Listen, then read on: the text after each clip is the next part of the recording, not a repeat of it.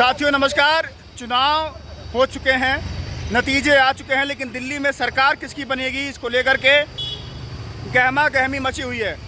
मेरे साथ बातचीत करने के लिए चौधरी लौटराम निषाद जी हैं। आइए इनसे समझते हैं कि क्या इंडिया के खेमे में नीतीश बाबू और चंद्रबाबू नायडू आ सकते हैं क्या, और कैसे आएंगे, क्या गणित रहता है और क्यों उनको आना चाहिए। पुरानी 2014 में जब एनडीए फॉर्म हुआ था तो नीतीश कुमार ही पीएम का चेहरा थे, लेकिन जब मोदी आते हैं तो नीतीश कुमार एनडीए के खेमे से अलग होते हैं। क्या वो बात मन में चल रही होगी चंद्रबाबू नायडू को लेकर के, जिस तरह बीच में खींचातान थी मोदी के साथ, वो जाएंगे नहीं जाएंगे, बहुत सारे सवाल हैं। चौधरी साहब स्वागत है आपका। बताइए कुछ कहानी, क्या है कहानी? देखिए, अभी तक एनडीए के जो पार्ट हैं 252 मत है और मैजिक नंबर होता है 272 का। अगर चंद्रबाबू नायडू आते हैं उनके पास 16 सीटें हैं और 12 सीटें जो है नीतीश कुमार जी के साथ है, 28 सीटें हो गई। 28 माइनस होगा, ये 264 आ जाएंगे। और ऐसे में तमाम जो छोटे छोटे दल हैं एनडीए गठबंधन के, वह तमाम दल भी आ सकते हैं। एक नाथ शिंदे के साथ जो सांसद हैं, अभी पता लगा कि 4 सांसद जो है अपनी पुरानी पार्टी उद्धव ठाकरे जी के साथ आ गए हैं। तो ये सारा दारोमदार जो है चंद्रबाबू नायडू और नीतीश कुमार, दोनों छत्रपति साहू जी महाराज, जिनको कि सामाजिक न्याय का जनक कहा जाता है, अगर कहीं छत्रपति साहू जी का डीएनए अगर जागृत हो गया और इनका मन जो है कि सामाजिक न्याय के प्रति अगर परिवर्तित हो गया और एनडीए को छोड़कर इंडिया गठबंधन के साथ आ जाते हैं, तो यह पिछड़े, दलित, वंचित, जो गरीब गुरबा समाज है, उनका भविष्य संवर जाता है और उनकी जो आशाएं रही हैं, जो परिवर्तन के लिए ये चुना हुआ है। तो ऐसी स्थिति में चंद्रबाबू नायडू का और नीतीश कुमार का एक तो सामाजिक न्याय के दायरे में कद भी बढ़ जाता और जो पिछड़ों, दलितों, वंचितों की मनसा रही है, उनकी मनसा भी पूरी हो जाती। अखिलेश यादव को बड़ी जिम्मेदारी मिली है कि अखिलेश यादव जाएं और चंद्रबाबू नायडू को और सही साथ ही साथ नीतीश कुमार को मनाएं और इंडिया खेमे में लाएं। अखिलेश जी कितनी बड़ी जिम्मेदारी निभाएंगे? देखिए, हमारे सपा सुप्रीमो माननीय अखिलेश जी का जो है चंद्रबाबू नायडू जी से बड़ा मधुर रिश्ता है, अच्छे संबंध है। और चंद्रबाबू नायडू जी आंध्रा से आम की पेटी लेकर के भी माननीय अखिलेश जी के लिए आए थे, उनका स्वागत भी किए थे। और उस रिश्ते की बुनियाद पर यह बातें हैं कि अखिलेश जी जो है कि चंद्रबाबू नायडू को और नीतीश कुमार को मना के आ सकते हैं। और ममता दीदी ने भी कहा है कि हम इंडिया गठबंधन में लाने के लिए नीतीश जी और चंद्रबाबू नायडू का पैर भी अगर पकड़ना होगा तो मैं पैर पकड़ने के लिए भी तैयार हूँ, क्योंकि सवाल संविधान लोकतंत्र को बचाने का है, देश की अर्थव्यवस्था को दुरुस्त करने का है। भारतीय जनता पार्टी ने जिस तरह देश की अर्थव्यवस्था को खोखला करने का काम किया है, पढ़े लिखे नौजवानों का भविष्य अंधकार में डालने का काम किया है और पूरे सरकारी उपक्रम हैं, संस्थान हैं, उनका निजीकरण करके अडानी और अंबानी के हाथों सौंप करके जिस तरह से जो है कि देश के साथ यह विश्वासघात करने का काम किया है, ऐसी स्थिति में भारतीय जनता पार्टी से देश को मुक्ति दिलाने के लिए, नरेंद्र मोदी को सत्ता से बेदखल करने के लिए अगर चंद्रबाबू नायडू जी और नीतीश कुमार जी अगर आते हैं तो यह जो है कि बहुजन वर्ग के लिए जो है कि बड़ा सुखद समाचार होगा। सवाल ये भी है कि क्या नीतीश कुमार इंडिया खेमे में जो दिया गया, बताया गया कि आप आइए और डिप्टी पीएम बन जाइए, वहीं इंडिया अलायंस के लोग जो दावा कर रहे हैं कि सरकार हम बनाएंगे, लेकिन वहीं मोदी जी इस्तीफा देने के बाद 8 तारीख की तैयारी कर रहे हैं शपथ की, 8 को। देखिए, अभी पता लगा चंद्रबाबू नायडू भी बड़ी मांग रखे हैं एनडीए के सामने। अभी उनकी बैठक प्रधानमंत्री के साथ चल रही थी और उन्होंने कहा कि 6 कैबिनेट मंत्री सहित हमें जो है कि लोकसभा अध्यक्ष का पद चाहिए और हमें है कि अगर यह शर्त हमारे यहाँ रखे, इंडिया गठबंधन के सामने रखे, तो इंडिया गठबंधन जो है कि उनकी शर्त पूरा करने के लिए जो है दो हाथ करने के लिए एकदम बिल्कुल तैयार, उनको साथ लाने के लिए, सहेजने के लिए पूरी तरह तैयार है। और नीतीश कुमार भी आते हैं तो जो सम्मानजनक पद होते हैं उनको सम्मानजनक पद जो है कि केंद्र सरकार में मिल जाएगा और वह बिहार के मुख्यमंत्री भी रहेंगे।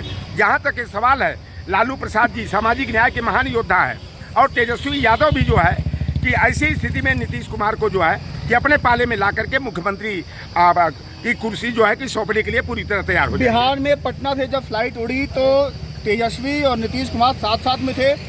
पहले तो जब फ्लाइट उड़ी तो कुर्सी आगे पीछे थी, लेकिन बाद में साथ में ही आके बैठ गए।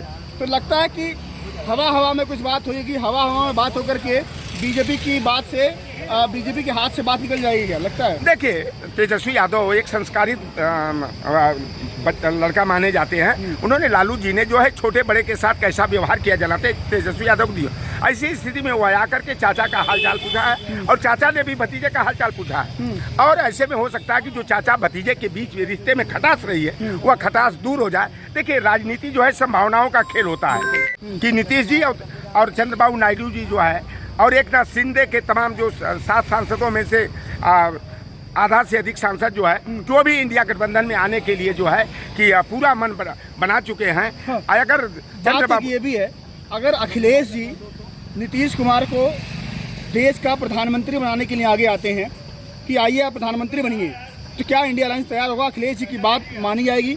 देखिए, बन सकते हैं प्रधानमंत्री बनने का सवाल तो बात की बात है। आज है कि हमारा संविधान, हमारे जो लोकतांत्रिक मूल्य हैं वह कैसे सुरक्षित रहेंगे।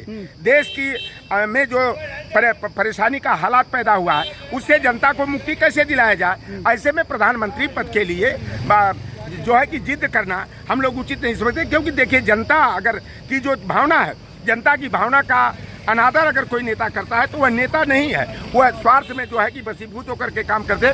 आज आवश्यकता इस बात की है कि भारतीय जनता पार्टी को सत्ता से कैसे बेदखल किया जाए और इंडिया गठबंधन की सरकार बने। प्रधानमंत्री अखिलेश यादव बनेंगे कि चंद्रबाबू नायडू बनेंगे या नीतीश बनेंगे या राहुल गांधी और मल्लिकार्जुन खड़गे जी बनेंगे, ये तो बात की बातें होती है। लेकिन ये मंशा यह होनी चाहिए कि हम बहुजन वर्ग की जो अपेक्षाएं हैं, हमारे बहुजन वर्ग के नेता कितना जो है कि बहुजन की भावनाओं का सम्मान करते हुए खड़े उतरते हैं, इस बात की भी परीक्षा है। आखिरी सवाल है, अयोध्या जैसी सीट बीजेपी 1991 के बाद हारती है, यूपी ने तो बड़ा जनादेश दे दिया है कि हम बदलाव की ओर हैं। 37 सीटें समाजवादी पार्टी जीतती है, इंडिया अलायंस 43 सीटें जीतती है। तो क्या लगता है कि जनता ने तो बोला है कि मोदी जी को बदल दिया जाए, लेकिन वो नंबर नहीं आ पाया? देखिए, उत्तर प्रदेश में समाजवादी पार्टी नंबर 1 की पार्टी बनकर के उभरी है और भारतीय जनता पार्टी दूसरे नंबर की पार्टी होगी। और देश में तीसरे नंबर की सबसे बड़ी पार्टी जो है समाजवादी पार्टी को स्थान मिला है 37 सीटों के साथ। और अयोध्या की बात करते हैं, यही केशव प्रसाद मौर्य, यही ब्रिजेश पाठक, यही जो है कि ओम प्रकाश राजभर और प्रदेश के मुख्यमंत्री जो है योगी आदित्यनाथ यह कहते थे कि हम राम को लाए हैं, जो राम को लाए हैं उन्हें राम लाएंगे। लेकिन राम के नाम पर जो यह व्यवसायीकरण और राजनीतिकरण करने का प्रयास किए, इनकी पोल पट्टी खुल गई कि ये राम में आस्था नहीं रखते हैं, राम के नाम का व्यवसाय करते हैं, राम के नाम पर राजनीति करने का काम करते हैं। और अयोध्या मंडल की जितनी भी सीटें हैं सारी सीटों पर इंडिया गठबंधन के प्रत्याशी जीते हैं।